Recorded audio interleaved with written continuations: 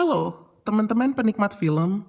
Lo pernah mikir nggak kalau jamu yang biasa diminum emak lo tiap pagi biar kuat buat beberes satu rumah, ternyata bisa bikin lo berubah jadi zombie?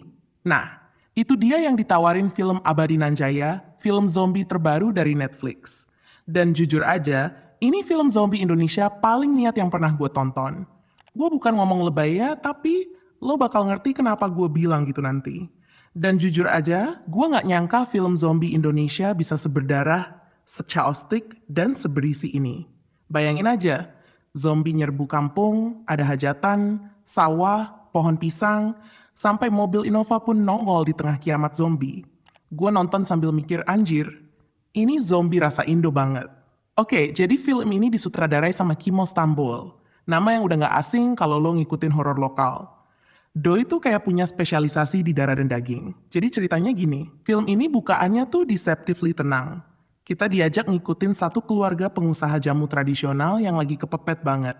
Bisnis turun, utang numpuk, dan sang ayah diperanin dengan keren banget sama Doni Damara, akhirnya nekat bikin ramuan air abadi.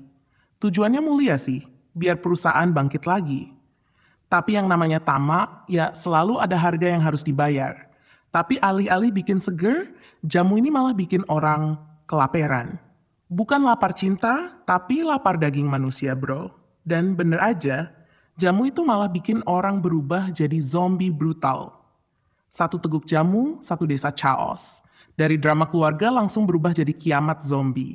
Dan dari situ, desa yang tadinya tenang mendadak jadi medan perang penuh darah, teriakan, dan keputusasaan. Kimo Stambul yang sebelumnya nyutradarain Ratu Ilmu Hitam bener-bener ngebuktiin kalau dia ngerti banget cara ngebangun tensi. Dari drama keluarga biasa, pelan-pelan jadi kiamat zombie lokal yang honestly seru banget.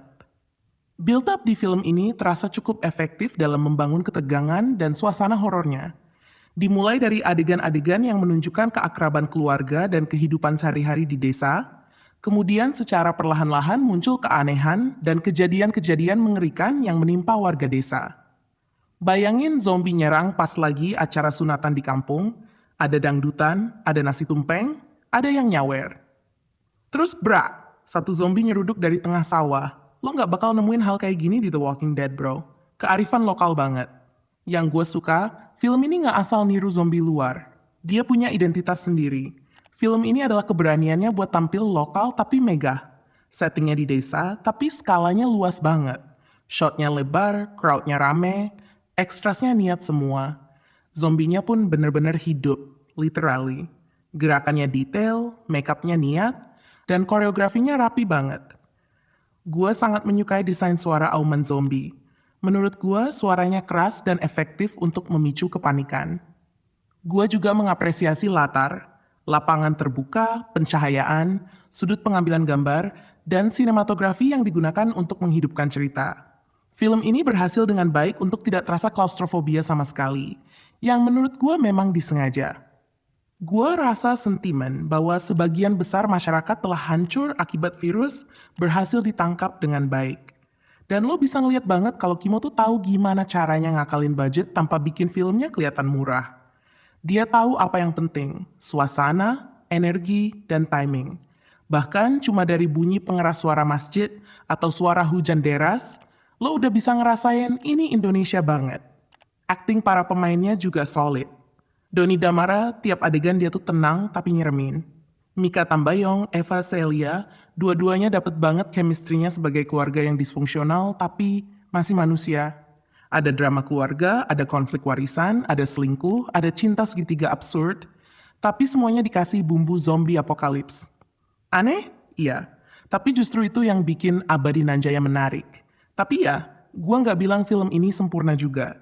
Ceritanya kadang lompat-lompat, dan beberapa dialog tuh cringe parah, kayak nonton sinetron yang tiba-tiba dilemparin zombie. Bagian drama keluarga juga nggak semua ngena. Ada momen yang seharusnya emosional, tapi ya udah, lewat aja gitu. Dan jamu yang harusnya jadi simbol budaya Indonesia, malah cuma dijadiin alat plot. Padahal bayangin kalau konsep jamu ini digali lebih dalam. Jamu itu kan filosofi, keseimbangan tubuh dan jiwa. Kalau manusia serakah, bumi marah. Kalau itu diselipin dikit aja, film ini bisa naik kelas banget. Tapi ya, di sini jamu cuma jadi ramuan asal jadi zombie aja. Kayak bumi tuh udah kasih keseimbangan, tapi manusia pengen ngelawan. Dan pas lo maksa jadi abadi, lo malah kehilangan kemanusiaan lo sendiri. Sayangnya, film ini nggak ngulik sejauh itu. Jamunya cuma dijelasin sepintas lalu, literally kayak, nih ramuan ajaib, minum ya, terus boom, zombie time. Padahal kalau digali lebih dalam, ini bisa jadi alegori budaya yang gila banget. Kayak Get Out versi jamu. Jadi ya, konsepnya keren, eksekusinya ya udah gitu aja. Masalah paling gede film ini tuh di pondasi ceritanya. Semua elemen udah keren, visual, efek, acting, tapi dalamnya kosong. Kayak lo beli jamu kemasan mahal, tapi ternyata isinya air putih. Beberapa dialog cringe, pacingnya kadang aneh, dan karakter pendukungnya tuh sering banget bikin keputusan bego. Tapi ya, di film zombie mana sih orangnya logis semua? Kalau semuanya pinter, ya nggak ada filmnya bro. Tapi tetap, agak nyesek aja sih ngelihat potensi sebagus ini, cuma digali setengah. Soalnya ini bisa banget jadi film zombie berjiwa Indonesia pertama yang beneran dalam. Tapi ya, kayaknya Netflix pengennya jualan zombie lokal aja. Dan kita, ya tinggal nonton sambil mikir, ya sayang banget nih sebenarnya bisa lebih. Gue ngerti sih, mungkin mereka lebih pengen fokus ke aksi dan gori.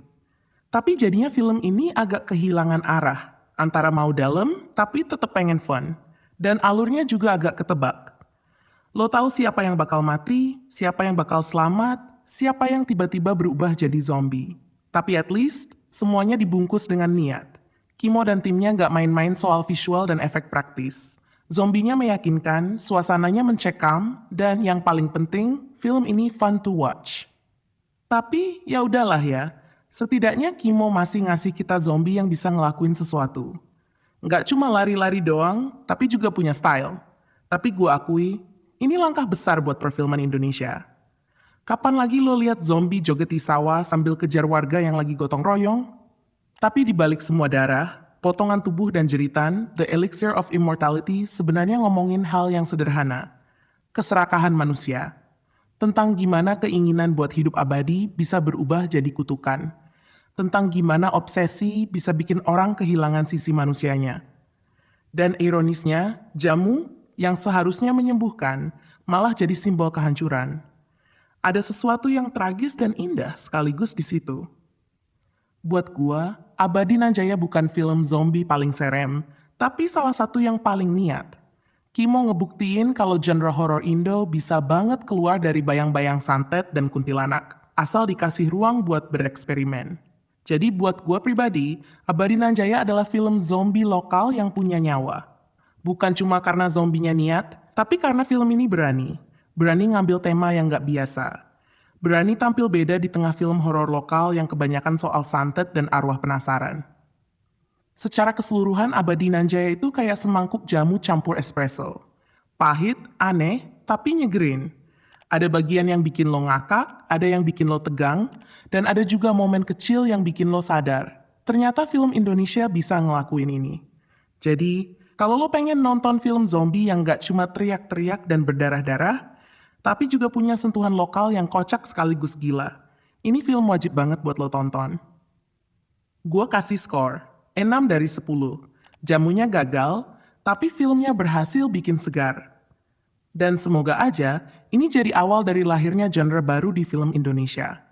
Karena jujur, gue udah bosen banget lihat film horor yang isinya cuma santet dan kuntilanak. Sekali-kali zombinya naik mobil, kenapa enggak? Lo suka film zombie lokal kayak gini? Atau masih tim hantu putih dan santet? Tulis pendapat lo di kolom komentar. Jangan lupa like, share, dan subscribe biar gue makin semangat ngebahas film-film lokal yang gila tapi keren kayak gini. Oke, itu tadi review gue buat Abadi Nan Jaya. Kalau lo udah nonton, drop di kolom komentar ya. Menurut lo, jamunya lebih cocok buat awet muda atau awet ngeri? Sampai jumpa di review berikutnya. Gue pamit dulu, dan ingat, kalau ada yang nawarin jamu anti tua, mending tanya dulu efek sampingnya bro. Bye-bye! Dope.